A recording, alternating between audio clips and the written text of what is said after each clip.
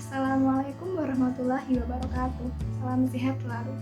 Hai teman-teman, kita semua tahu badai COVID-19 yang melanda Indonesia juga dunia masih saja belum menunjukkan tanda-tanda yang bereda sejak kasus pertama ditemukan di Wuhan, Cina pada Desember 2019 lalu. Bahkan saat ini secara global telah ditemukan hampir sekitar 31 juta jiwa yang terkontaminasi dan hampir 1 juta jiwa telah meninggal. Tak terkecuali di negeri kita tercinta Indonesia. Tiap hari, juru bicara penanganan COVID-19 mengumumkan jumlah terkontaminasi sambil berkaca-kaca karena trennya masih selalu naik. Pertanggal 25 September 2020, tercatat 262.022 orang telah terkontaminasi, dengan rincian sembuh 191.853 orang dan meninggal 10.105 orang. Dampak dari pandemi COVID-19 bukan hanya saja tentang masalah kesehatan yang menyebabkan banyak jutaan jiwa telah meninggal, namun juga secara ekonomi. Banyak negara telah mengalami resesi secara global, tak terkecuali di Indonesia. Dalam 2 semester terakhir, perkembangan ekonomi mengalami minus secara berturut-turut sehingga banyak ekonom mengatakan negara kita diambang resesi ekonomi. Setelah masa pandemi menyerang warga dunia, kesejahteraan umat tergerus karena terhentinya aktivitas ekonomi. Konsumsi menurun sehingga berimbas pada penurunan produksi.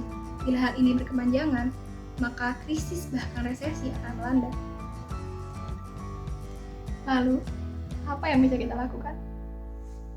Kita yang disebut oleh dunia sebagai generasi milenial yang menurut BPS 2020 mencapai 33,75% adalah fenomena yang langka yang hanya terjadi satu kali, sehingga diistilahkan sebagai bonus demografi.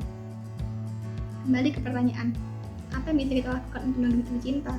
Bukan hanya bertanya tentang apa yang bisa kita peroleh dari negeri ini. Ayo saatnya kita bersatu bangkit untuk bisa bermanfaat dan berkontribusi untuk negeri. Malu jika hanya diam atau menjadi benalu sementara ibu pertiwi menangis merasakan beban yang kian syarat terutama karena pandemi ini. Ingat, kita adalah bonus. Jangan sampai keberadaan kita sebagai bonus demografi ini berubah menjadi beban negara dengan gaya hidup konsumtif saja tanpa memperhatikan sekitar. Saatnya kita bangkit, saatnya kita siap memegang tali estafet negeri tercinta, saatnya kita berkarya. Salah satu solusi yang bisa kita lakukan untuk memperkuat kesejahteraan umat dengan instrumen yang tepat dan bermanfaat abadi yaitu dengan berwakaf. Apa itu wakaf? Wakaf adalah sumber pendanaan Islam yang sangat strategis, bahkan menurut sejarahnya, wakaf menjadi kekuatan untuk mengentaskan kemiskinan. Lalu, bagaimana bentuk wakaf itu? Wakaf adalah bentuk sedekah berupa aset, baik aset tunai maupun aset non-tunai yang bersifat produktif, yang nilainya tidak boleh berkurang dan harus bisa dikembangkan sesuai dengan syariah. Dan hasil pengembangan itu bisa digunakan untuk kepentingan umat. Aset wakaf ini bernilai amal jariah yang bersifat abadi. Bagaimana bisa? Karena aset wakaf akan terus mempunyai nilai guna bahkan sampai orang yang mewakafkan atau wakif meninggal dunia. Berwakaf juga tidak harus menunggu kaya atau harus menjadi tuan tanah dulu. Karena berwakaf bisa dengan menggunakan uang tunai yang jumlahnya bisa bervariasi, sehingga kita sebagai generasi milenial juga bisa melakukannya. Lalu, kemana uang yang kita wakafkan itu? Nah, uang yang kita wakafkan bisa digunakan untuk 1.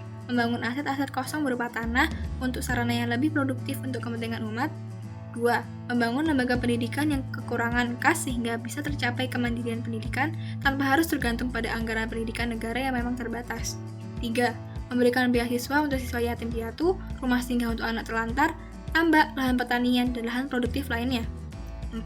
Memberdayakan usaha kecil dan bagi hasilnya nanti untuk kepentingan sosial. 5. Di saat pandemi COVID-19 ini, bisa untuk membeli kendaraan ambulan, alat kesehatan seperti APD, dan ventilator yang bisa disalurkan ke klinik atau rumah sakit yang kekurangan. Dan untuk masyarakat terdampak secara ekonomi, wakaf uang ini bisa digunakan untuk menjalankan ekonomi secara produktif. Lalu bagaimana cara kita berwakaf?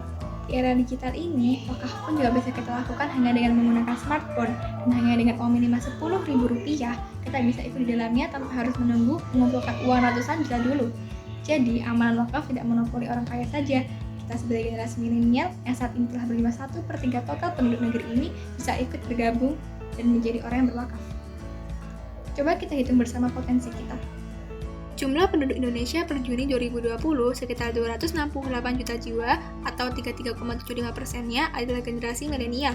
Bila persentase penduduk muslim 87% dan uang yang diwakafkan 10.000, maka potensi wakaf yang bisa kita kumpulkan adalah 788.626.880.730 rupiah.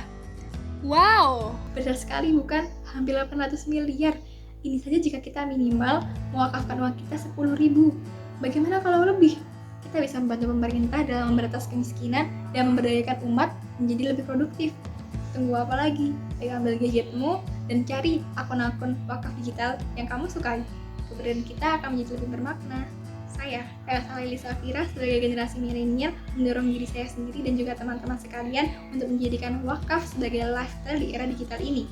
Dengan segala kemudahan yang sudah kita ketahui, saatnya kita menambah amal kebaikan kita yang bisa bermanfaat untuk umat dan negeri kita. Terima kasih. Salam generasi milenial, harapan bangsa. Wassalamualaikum warahmatullahi wabarakatuh.